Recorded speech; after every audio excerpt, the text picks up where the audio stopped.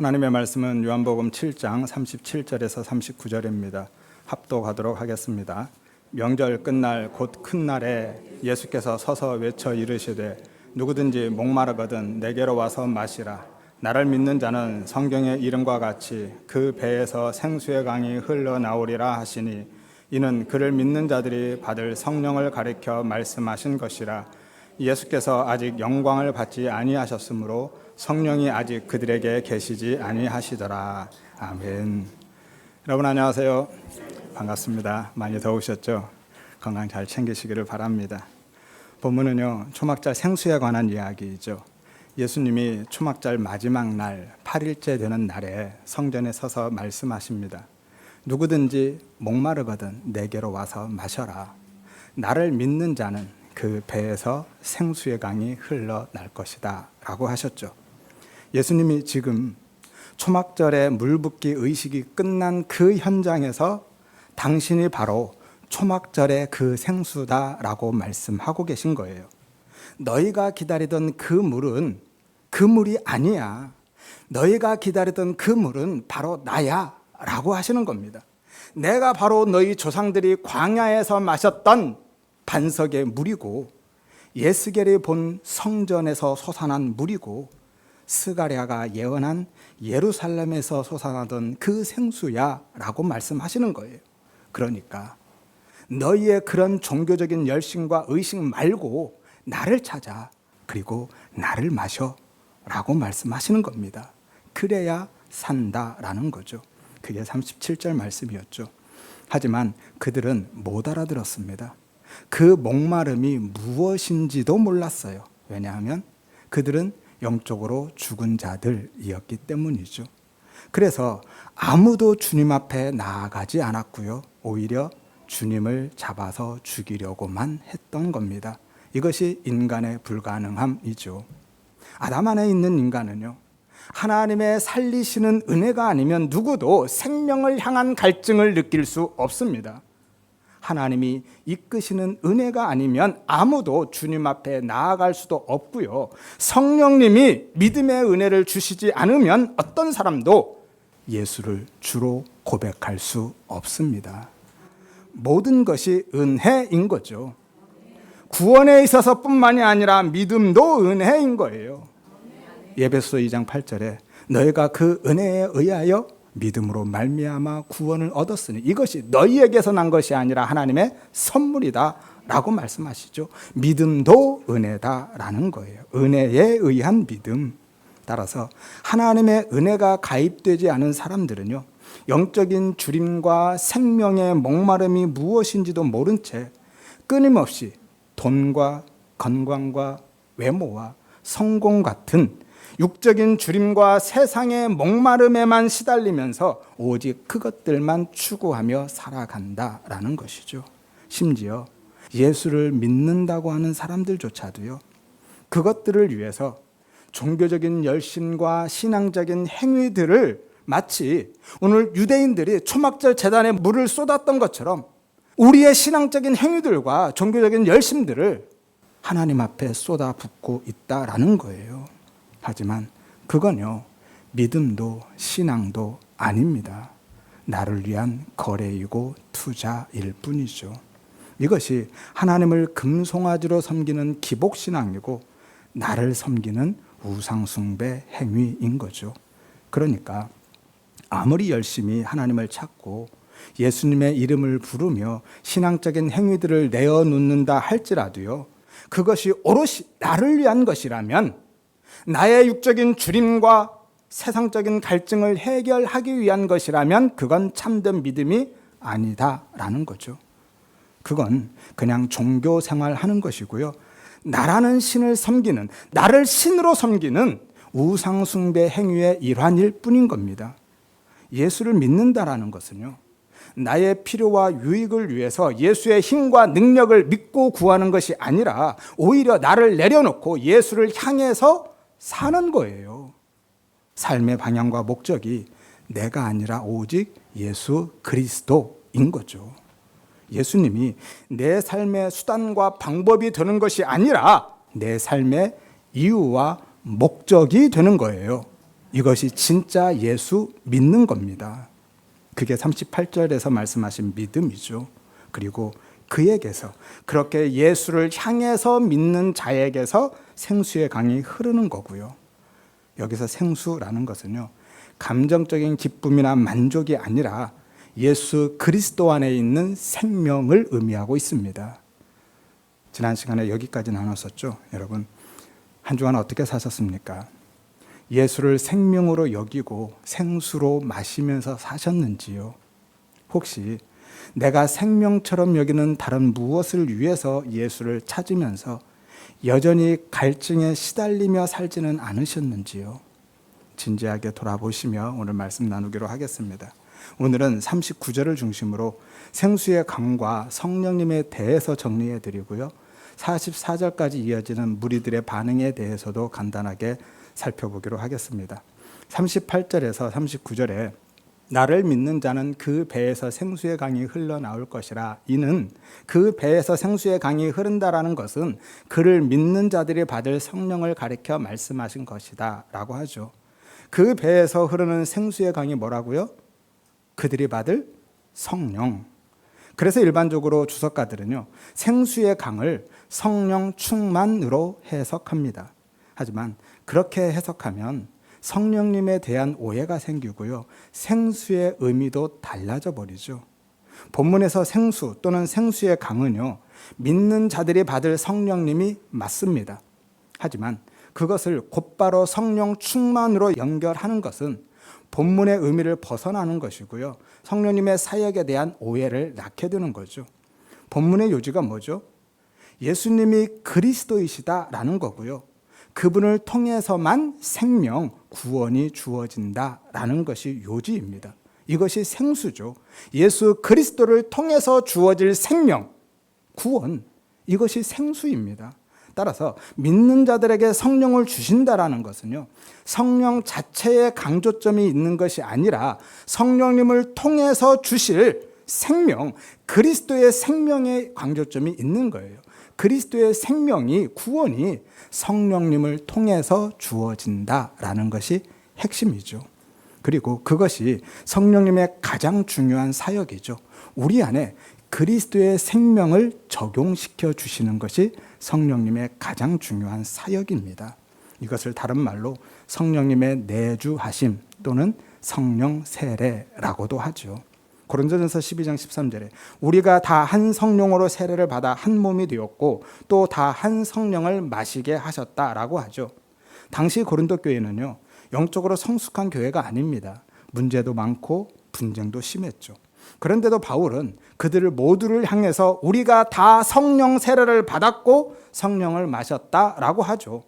따라서 성령 세례와 성령을 마신다라는 것은요, 특별한 영적인 체험이나 은사를 이야기하는 것이 아니라 모든 성도들에게 주어지는 구원의 은혜에 대한 이야기를 하고 있는 겁니다. 조금 더 구체적으로는요, 성령님을 통해서 그리스도의 생명에 참여하고 그 생명을 누리는 것을 의미하고 있는 거예요. 이것을 다른 말로 거듭남 또는 성령님의 내주하심 혹은 그리스도와의 연합이라고도 합니다. 예수를 먹고 예수를 마시는 것도 같은 이야기죠. 6장 35절에 보면 나는 생명의 떡이니 내게 오는 자는 결코 줄이지 않을 것이고 나를 믿는 자는 영원히 목마르지 않을 것이다 라고 말씀하죠. 믿음으로 그리스도의 생명에 참여하고 누리는 삶에 대한 이야기죠. 이것이 구원이고 영생인 거예요. 요한복음 6장 54절에 내 살을 먹고 내 피를 마시는 자는 영생을 가졌다라고 하죠. 그리고 56절에 내 살을 먹고 내 피를 마시는 자는 내 안에 거하고 나도 그 안에 거한다라고 말씀하죠. 믿음으로 그리스도의 생명에 참여하는 것입니다. 그래서 그 생명으로 사는 것이 곧 그리스도와의 연합된 삶이고 이것이 구원이고 영생인 거예요. 영생은요, 단순히 영원히 사는 시간적인 개념이 아니라 그리스도의 부활 생명 안에서 사는 것이 영생인 겁니다. 그 생명으로 사는 것이 영생이에요. 단순히 죽지 않고 영원히 사는 것이 영생이라고 하면 지옥에서도 영원히 살죠. 그러면 지옥에서도 영생하는 건가요? 아니죠. 영생은 그리스도의 생명을 누리며 사는 것이 영생인 겁니다. 그래서 우리는 죽어서만 영생하는 것이 아니라 지금도 영생을 살고 있는 거고요. 그리스도의 생명 안에 있잖아요. 아무튼 오늘 본문에서 생수의 강이 믿는 자들이 받을 성령이라고 하는 것은요, 구원의 실제를 다른 그림으로 설명해 주고 있는 겁니다. 그러니까 성령을 받았다 또는 성령을 마신다, 성령이 내주하신다, 예수를 먹고 마신다라는 것들은 다 같은 이야기를 하고 있는 거예요. 모두 다 그리스도의 생명 구원에 참여하는 것을 다른 그림으로 설명해 주고 있는 것이죠. 같은 그림의 다른 표현들인 거죠. 그리스도의 생명 구원은요, 그렇게 성령님을 통해서 우리에게 적용되는 거예요. 왜냐하면 성령님이 그리스도의 영이시기 때문이죠. 사도행전 16장 7절에 성령님을 예수의 영이라고 하죠. 로마서 8장 9절에 그리스도의 영이라고 하죠. 갈라디아서 4장 6절에 아들의 영이라고 하고요. 빌립보서 1장 19절에 예수 그리스도의 성령이라고 합니다. 그래서 성령님은 항상 예수 그리스도를 드러내고 증언하는 일을 하는 거예요. 마치 스포트라이트와 같습니다. 성령님이 예수 그리스도를 비추신다라는 거예요. 요한복음 15장 26절에 진리의 성령이 오실 때 그가 나를 증언할 것이라고 하시죠. 요한복음 16장 14절에 그가, 성령님이죠, 내 영광을 나타낼 것이다 라고 하십니다. 그렇다고 해서 성령님이 예수님께 종속되어 있다라는 이야기는 아닙니다. 성령님이 그리스도의 영이시라고 하는 것은요, 성령님의 본질에 대한 설명이 아니라 사역의 방향과 역할을 의미하는 거죠. 성부 하나님과 성자 하나님, 예수님의 관계도 똑같죠. 성삼위 하나님은요, 본질이 동일하시고 영광과 능력이 동등하신 한 하나님이시고 어떤 우열과 격차도 없으십니다. 서로 종속되어 있지도 않으셔요. 다만 구원 사역에 있어서 역할이 다르다라는 거예요. 성부 하나님은 구원을 계획하시고 성자 하나님 예수님은 십자가로 그 구원을 성취하시고 성령 하나님은 그 구원을 우리 안에 적용하시고 우리를 끝까지 보존해 가신다라는 것이죠. 에베소 1장 4절에서 5절에 보면 창세전에 성부 하나님이 우리를 택하시고 예정하셔서 아들이 되게 하셨다라고 하죠. 그것이 창세전 언약입니다. 하나님의 구원 계획이죠. 그리고 7절에 성자 예수님이 당신의 피로 우리를 죄에서 속량하셨습니다. 이것이 구원의 성취죠. 십자가로 성취하신 거예요. 그리고 13절에서 14절에 성령 하나님이 우리를 자녀로 인치시고 확정하신 거죠. 구원의 보증이 되어 주셨다라고 합니다. 구원을 적용하시고 보존해 가신다라는 거예요. 그러니까 우리의 구원은 삼위 하나님이 함께 이루시는 사역인 거고요. 다만 그 사역에 있어서 고유의 역할이 다르다라는 거예요. 따라서 생수의 강이 그들이 받을 성령이라고 하는 것은요, 성령 충만에 대한 이야기가 아니라 성령 세례, 곧 성령님의 내주하심에 대한 이야기를 하고 있는 겁니다. 구원에 대한 이야기예요. 이것이 성령님의 본질적인 사역이죠. 예수 그리스도께서 십자가에서 이루신 구원을 하나님의 택한 백성들에게 적용하시고 보존하시고 끝까지 완성해 가시는 것이 성령님의 사역입니다. 요한복음 3장 5절에 사람은 물과 성령으로 거듭난다라고 하시죠. 여기서 물과 성령은 원래 의미가 물 곧 성령이라고 말씀드렸죠. 성령님께서 우리를 거듭나게 하시는 거예요. 요한복음 6장 63절에 살리는 것은 영이다 라고 하는데요, 여기서 영은 영적인 어떤 것이 아니라 토푸니마, 바로 그 영, 뭐죠? 성령. 성령께서 살리신다, 성령께서 우리에게 생명을 주신다라는 거예요. 고린도전서 12장 3절에 성령으로 아니하거든 누구든지 예수를 추시라 할 수 없다라고 하죠. 성령께서 구원의 믿음을 주신다라는 거죠. 디도서 3장 6절에서 7절에 성령을 풍성히 부어주셔서 의롭다고 하시고 상속자가 되게 하신다라고 하시죠. 하나님의 자녀가 되게 하는 것도 성령님의 사역이시다라는 거죠. 이처럼 우리를 거듭나게 하고 우리에게 생명을 부어주시고 하나님의 자녀가 되게 하시는 분은 성령님이시다라는 거예요. 이것을 구원을 적용하신다라고 하는 겁니다. 그리고 성령님은요, 우리에게 구원을 적용하실 뿐만이 아니라 그 구원을 끝까지 보존하시고 완성해 가십니다. 이것을 견인이라고 하죠. 그래서 우리에게 말씀을, 진리를, 예수를 깨닫게 하시고 우리를 그리스도께로 인도해 가시는 거예요. 요한복음 14장 26절에 보혜사 성령께서 너희에게 모든 것을 가르치시고 내가 너희에게 말한 모든 것을 생각나게 하실 것이다 라고 하시죠. 요한복음 16장 8절에 그가 와서 성령님이죠. 죄에 대해서, 의에 대해서, 심판에 대해서 책망할 것이다 라고 하시는데요. 여기서 책망은 혼내고 꾸짖는 것이 아니라 깨닫게 하다, 잘못된 것을 바로잡다, 바른 길로 진리로 인도하다 라는 의미예요.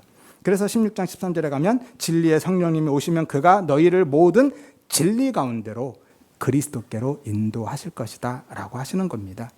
그리고 성령님은요, 우리의 삶에 있어서도 이른바 성화의 열매를 맺게 하십니다. 성령님이 맺어 가시는 것이죠.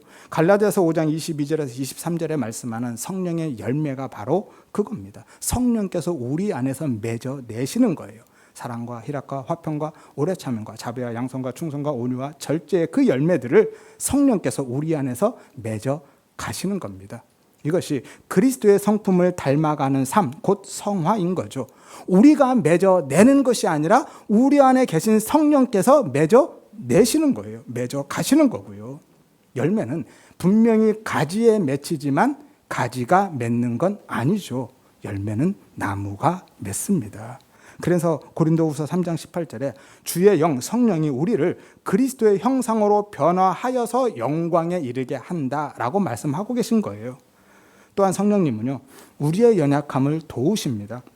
그래서 우리의 구원을 완성해 가시는 거예요. 로마서 8장 26절에서 28절에 성령이 우리의 연약함을 도우심으로 선을, 구원을 이루신다라고 하시죠. 우리의 구원을 성령님께서 보존해 가시고 완성해 가신다라는 거예요. 따라서 다시 정리해드리면 성령 하나님은요, 그리스도께서 십자가로 이루신 그 구원을 택한 백성들에게 적용하시고 그 구원을 끝까지 보존하시고 완성해 가시는 거예요. 이것이 성령님의 내주하심의 사역인 거죠. 그래서 우리의 구원이 확실한 겁니다. 내가 나의 신앙적인 행위와 열심으로 받은 구원을 유지해 가는 것이 아니라는 거죠. 성령께서 은혜로 우리를 붙드시고 이끌어서 천국으로 인도해 드리시는 겁니다. 그래서 구원이 확실한 거예요. 내가 그 구원을 붙들고 가기로 한다면 누가 끝까지 그 구원을 놓지 않고 유지해 갈 수 있겠습니까? 우리는 불가능하고요. 우리 안에 계신 성령께서 구원을 보존하시고 완성해 가시는 거죠. 하지만 성령님의 그 내주하심의 사역은요, 예수님이 십자가에서 구원 사역을 온전히 성취하신 이후의 일이죠. 왜냐하면 예수님이 십자가에서 찢기셔야 생수가 흐르기 때문인 거예요. 반석이 깨져야 생수가 흐르는 거죠. 예수님이 십자가에서 그 옆구리가, 그 배가 뚫리고 물과 피를 쏟으심으로써 생수가, 생명이 흐르는 겁니다. 이것이 그 배에서 생수의 강이 흐를 것이라 라고 하는 말씀에 담긴 또 다른 구속사적인 의미인 거죠. 이중모형이죠. 예수 그리스도의 십자가 사건과 그로 인한 우리의 구원에 대한 상징이 바로 그 배에서 생수가 흐를 것이다 라는 말씀인 거예요. 그래서 본문에 예수께서 아직 영광을, 십자가의 영광이죠, 받지 않으셨으므로 성령이 아직 그들에게 계시지 않는다라고 하신 겁니다. 성령님은 그리스도의 십자가 사건 이후에 그 구원의 성취를 우리에게 적용시켜 주시기 때문이죠. 여기에서 성령이 아직 계시지 않는다라는 것은요, 정말 성령님이 안 계신다라는 이야기가 아니라 성령님은 창세 때부터 역사하셨습니다. 이 말씀은요, 성령님이 안 계신다라는 것이 아니라 성령님이 아직 그들 안에 내주하지 않으신다라는 이야기이죠. 그래서 당시에는 제자들조차도 예수님을 제대로 알지 못했고요, 예수님의 말씀을 다 이해하지 못했던 겁니다. 아무튼 따라서 우리는 성령님을 통해서 예수님과 연합하고 생명이 있는 자, 구원받은 자가 되는 것이고요, 그 생명을 누리는 영생을 사는 것이고, 예수님도 성령님을 통해서 또는 성령님 안에서 우리와 함께 하시는 거예요. 그래서 이제는 우리 안에서 생수의 강이 흐르는 겁니다. 이것이 예스겔서 47장의 예언의 성취죠. 예스겔 47장 1절에서 12절에 보면 하나님의 영광이 돌아오면 성전 문지방 밑에서 성소죠, 그곳에서 물이 나와서 강처럼 흐르고 그 물로 모든 것들이 살아나고 열매를 맺게 되죠.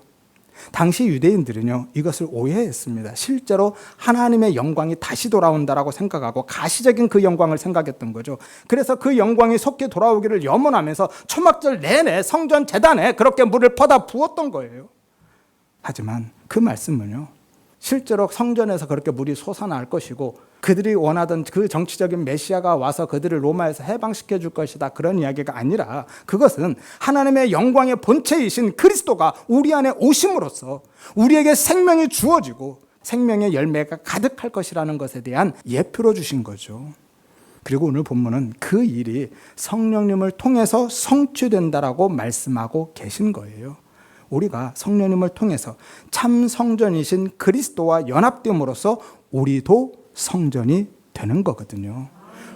고린도후서 6장 16절에 우리는 살아계신 하나님의 성전이라고 하시죠. 창세기 2장에 보면 에덴에서 흐르던 그 강도요, 출애굽기 17장에서 광야의 반석에서 솟던 그 물도, 예수께서 47장에서 성전에 흐르던 그 물, 스가랴서 14장에서 예루살렘에서 솟아났던 그 생수도 다 같은 이야기인 거예요. 성령님을 통해서 주실 그리스도의 생명을 상징하고 있는 것이죠. 그리고 그 말씀들은 오순절 성령 강림으로서 성취되죠. 따라서 오순절 성령 강림 사건은요, 성령님의 능력이 부어진 사건이 아니라 성령님을 통해서 그리스도의 생명이 부어진 사건인 거예요. 그래서 이제는 성령님을 통해서 우리 안에 생수가, 그리스도의 생명이 넘쳐 흐르는 겁니다. 이것이 38절 말씀이죠. 그 배에서 생수의 강이 흐를 것이다. 여기서 생수의 강은 원래 복수입니다. 생수의 강들이고요. 흐르다라는 것은 그냥 흘러내리는 것이 아니라 넘쳐서 흐르는 거예요. 따라서 생수의 강이 넘쳐 흐른다라는 것은요, 성령 안에서 또는 성령을 통해서 주어질 그 그리스도 생명의 부요함과 풍성함, 충만함에 대한 상징으로 주신 거거든요.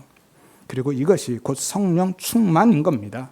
우리는 성령 충만하면 일반적으로 은혜 받아서 감정적으로 뜨거워진 상태나 영적인 체험이나 은사를 통해서 성령님의 힘과 능력을 내가 원하는 대로 사용하고 나타내는 것을 성령 충만으로 생각하죠. 하지만 그것은 성령 충만의 매우 단편적인 모습이고요, 성령 충만의 본질이나 전부가 아닙니다. 성령 충만의 결과, 그런 일들이 있을 수 있죠. 마음도 뜨거워지고 실제로 은사와 능력을 나타낼 수도 있습니다. 하지만 성령 충만하다고 해서 다 그런 것은 아니다라는 거예요. 아닌 경우가 더 많고요. 그것들이 성령 충만의 본질은 아니다라는 거예요. 성령 충만은 성령님의 힘과 능력을 소유하는 것이 아니라 내 안에서 생수의 강들이, 그리스도의 생명이 넘쳐 흐르는 상태, 그 상태가 성령 충만인 거고요. 내 삶을 성령님께 온전히 맡기고 그 생명의 은혜를 풍성하게 누리며 사는 것이 성령 충만인 거예요. 한마디로 성령님의 다스림과 통치를 풍성하게 받으며 사는 것이 성령 충만한 삶이다라는 것이죠. 마치 물고기가 강이나 바다를 소유하는 것이 아니라 그 강이나 바다에 푹 잠겨서 그냥 누리며 사는 것과 같은 겁니다. 우리는 성령을 소유하는 것이 아니라 성령님께 우리의 삶 전체를 다 내어 맡기고 성령님의 다스림과 통치를 받으면서 예수 그리스도의 생명의 풍성한 은혜를 누리면서 사는 거예요. 따라서 성령 충만은 한마디로 능력 충만이 아니라 생명 충만, 예수 충만인 거예요. 예수의 생명으로, 진리의 말씀으로 충만한 것이 성령 충만인 거죠. 그리고 오늘 본문이 바로 그 이야기를 하고 있는 겁니다.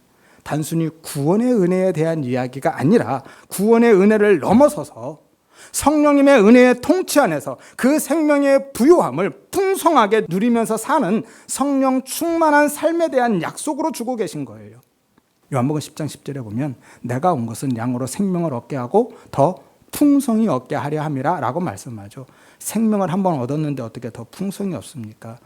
원래 의미는 누리다라는 거예요. 그리스도께 생명을 얻고 그 생명을 풍성하게 누리게 하기 위해서 그리스도가 오셨다라는 거죠. 그리고 그렇게 성령으로 충만하게 되면요, 내 삶을 통해서 그리스도의 생명이 다시 흘러가고 전해지는, 내 안에서 생수의 강들이 밖으로도 넘쳐서 흐르게 되는 생명의 통로로, 생명의 전달자로 살게 되는 겁니다. 이것이 증인의 삶이죠. 사도행전 1장 8절에 성령이 너희에게 임하시면 너희가 권능을 받고 예루살렘과 온 유대와 사마리아와 땅 끝까지 이르러서 내 증인이 되리라 라고 말씀하죠. 우리는 이 말씀도요, 일반적으로 주님이 승천하시기 전에 우리에게 주신 명령으로 생각하죠. 이른바 지상명령이라고 하죠. 들어보셨죠? 하지만요, 여기서 되리라 라는 것은 예미 동사입니다. 영어로 하면 비동사와 같은 거예요. 있다, 존재하다, 되다. 그리고 수동태죠. 따라서 이 말씀은 우리가 증인이 되어야 한다라는 것이 아니라 우리가 증인이 된다, 될 것이다 라는 거예요. 다시 말해서 우리에게 성령님이 임하시면 성령님이 우리를 증인의 삶으로 이끌어 갈 것이다 라고 선언하고 계신 거예요. 이것이 성령 충만의 결과인 거죠. 성령님의 이끄심의 은혜에 의해서 우리가 그렇게 살게 된다라는 거죠. 팁을 하나 드리면 이것이 진짜 기독교 신앙인 거고요. 복음인 겁니다. 말씀드렸죠. 복음 안에 있으면 해야 되는 일은 없다고요. 그런데 어떻게 되죠? 하게 되는 삶을 살게 되는 거예요. 해야 하는 삶은요, 율법 안에 있는 삶이고요. 복음 안에 있으면 하게 되는 삶을 사는 거예요. 그런데도 우리는 자꾸 해야 한다고만 이야기하죠.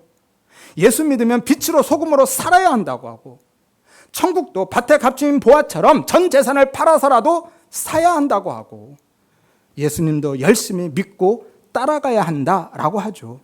예수님이 언제 그렇게 말씀하셨습니까? 너희는 세상의 빛이다, 소금이다 라고 하셨죠. 빛이 되어라, 소금이 되어라 라고 하셨습니까? 성도의 사명에 대한 말씀이 아니라 정체성에 대한 말씀으로 주신 거예요. 이것이 팔복의 결론으로 주신 거였잖아요. 생명의 복을 받은 성도는 이미 빛이다, 소금이다. 그래서 빛으로 소금으로 살게 될 것이다 라고 하신 거잖아요. 밭에 감추인 보아도 그렇죠. 마태복음 13장 44절에 천국은 마치 밭에 감추인 보아와 같으니 자기의 소유를 다 팔아서 그 밭을 사야 한다? 아니죠. 사느니라, 사게 된다. 현재 능통태입니다. 명령법 아니죠. 왜죠? 왜 그 보아를 발견하면 전 재산을 팔아서라도 사게 되는 거죠? 왜입니까? 그 천국 복음의 가치를 발견했으니까. 그 가치가 내 모든 소유보다 훨씬 크다라는 것을 발견했기 때문에 사게 되는 거예요. 마땅히 당연히 사게 된다라는 거예요. 그것도 기뻐하면서. 마치 돈의 가치를 발견한 것과 같은 거예요. 돈의 가치를 모를 때는 아이는 아무리 많은 돈을 줘도 사탕 하나 안 바꾸죠. 하지만 돈의 가치를 알고 나면 사탕은 얼마든지 내어주잖아요. 그것도 기쁘게. 그렇게 되는 겁니다. 그렇게 사게 된다라는 이야기를 하는 거예요. 양에 대한 말씀도 동일하죠. 요한복음 10장 27절에 내 양은 내 음성을 들으며 나를 따르느니라. 역시 현재 능동태죠. 따라야 한다 아닙니다. 억지로라도 나를 따라라 라고 하시는 게 아니라 내 양은 당연히 자연스럽게 나를 따르게 된다라는 거잖아요. 따라서 기독교 신앙은요, 내가 원하는 어떤 것을 얻기 위해서 두 주먹 불끈 쥐고 참여하거나 책임감과 의무감으로 이를 악물고 참고 버티면서 해내는 것이 아닙니다. 그것은 종교심이라고 하는 거고요. 율법적인 삶인 거예요. 우리의 신앙은 보화를 발견한 사람처럼 기쁨으로 자발적으로 자연스럽게 하게 되는 삶을 사는 거예요. 이것이 진짜 복음이고 기독교 신앙입니다. 따라서 우리 모든 성도님들은 성령님의 온전한 다스림과 통치의 은혜, 성령 충만의 은혜를 구하시기를 바랍니다. 하여서 더 이상 세상의 썩은 물을 찾거나 율법적인 의와 종교적인 열심을 초막절 제단에 물로 쏟아붓는 율법적인 삶이 아니라, 그렇게 해야 하는 삶이 아니라 내 안에서 흐르는 생수를 마시고 구원의 은혜와 생명의 부요함을 풍성하게 누리면서 그 은혜로 하게 되는 삶을 살아가시기를 바랍니다. 나아가서 내 삶 밖으로도 생수의 강이 넘쳐 흐르는, 하여서 그 생명을 전하고 나누는 복음의 증인으로 생명의 전달자로 살아가시기를 주의 이름으로 축원드립니다. 마지막으로 44절까지 간단하게 정리해드리고 마치도록 하겠습니다. 40절에서 44절에 보면 예수님의 말씀에 대한 무리들의 반응이 나오죠. 어떤 사람들은 선지자다 하고요. 어떤 사람들은 그리스도다라고 하고, 또 다른 사람들은 그리스도가 어떻게 갈릴리에서 나올 수 있느냐라고 반문하죠. 그리고 그들 중에는 예수님을 체포하고 싶어하는 사람들도 섞여 있었습니다. 당시 유대인들이 기다리던 인물은 크게 세 사람이죠. 첫 번째는 다윗의 후손으로 오실 왕, 메시아, 그리스도죠. 두 번째는 모세와 같은 선지자입니다. 신명기 18장 18절에 보면 내가 너와 같은, 너는 모세죠, 선지자 하나를 일으킬 것이다 라고 말씀하셨거든요. 세 번째는 엘리야죠. 말라기서 4장 5절에 보면 내가 선지자 엘리야를 너희에게 보낼 것이라 라고 약속하셨거든요. 그래서 1장에서 세례 요한이 등장하자 성전의 지도자들은 공식적인 조사단까지 보내면서 물었습니다. 네가 그리스도냐? 네가 엘리야냐? 네가 그 선지자냐? 라고 물었었죠. 오늘 본문에서도 같은 상황이 펼쳐지고 있는 겁니다. 40절에 보면 이 말씀을 들은 무리 중에서 어떤 사람은, 여기서 어떤 사람은 단수가 아니라 복수입니다. 어떤 사람들이에요. 이 사람이 참으로 그 선지자라 라고 하죠. 여기서 그 선지자, 이 선지자는 평범한 선지자들 중에 하나가 아니라 하나님이 보내실 모세와 같은 그 선지자를 이야기하고 있는 거예요. 유대인들 중 일부는요, 그 선지자의 출현을 메시아 시대의 도래와 연결해서 생각했기 때문에 그 선지자를 그렇게 기다렸던 겁니다. 그래서 6장에서 예수님이 오병이어의 표적을 행하시자 사람들이 뭐라고 했죠? 이는 참으로 세상에 오실 그 선지자다라고 했었죠. 그만큼 유대인들은요, 하나님이 약속한 모세와 같은 그 선지자를 기다려왔던 겁니다. 하지만 베드로는 뭐라고 하죠? 그 선지자가 바로 예수 그리스도시다라고 하죠. 사도행전 3장 20절에서 24절 말씀 참고하시기를 바랍니다. 구약의 모든 선지자들도 다 참 선지자이신 예수 그리스도에 대한 모형이고 그림자였었잖아요. 또한 그들 중 일부는요, 예수님을 그리스도로 메시아로 생각했습니다. 41절 보세요. 어떤 사람은 그리스도라 하며 라고 하죠. 물론 그들이 생각한 그리스도 메시아는요, 성경이 계시하고 있는 십자가의 그리스도가 아니라 자신들이 소원하는, 자신들을 로마에서 해방시켜줄 정치적인 메시아를 기대했던 거죠. 그래서 예수님을 메시아로 추정했던 사람들이요, 예수님의 고난과 죽음의 과정 속에서 다 떠나버리는 거예요. 따라서 그들은 전혀 엉뚱한 메시아를 기다리고 기대하고 소원했던 겁니다.